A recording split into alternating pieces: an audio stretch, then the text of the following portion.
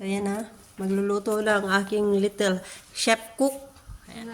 Meron na akong meron na akong kapalit ngayon. Tagaluto. Magluluto kami ng butter shrimp. Yan mong matunaw yung butter. Tapos, saka mo ilalagay yung garlic. Okay, lagay mo na yung bawang. Huwag mong lahatin kay...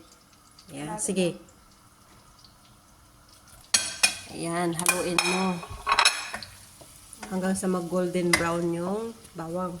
So, para masarap yung butter shrimp natin, guys, binabad ko muna yung shrimp natin sa Sprite. So, para maging tasty siya.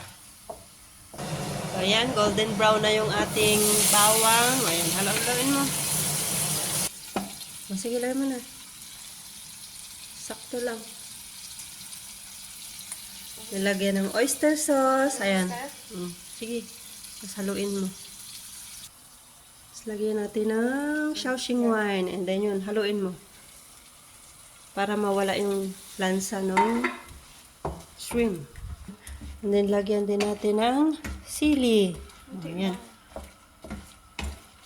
Takot talaga si Julia kumain maanghang eh.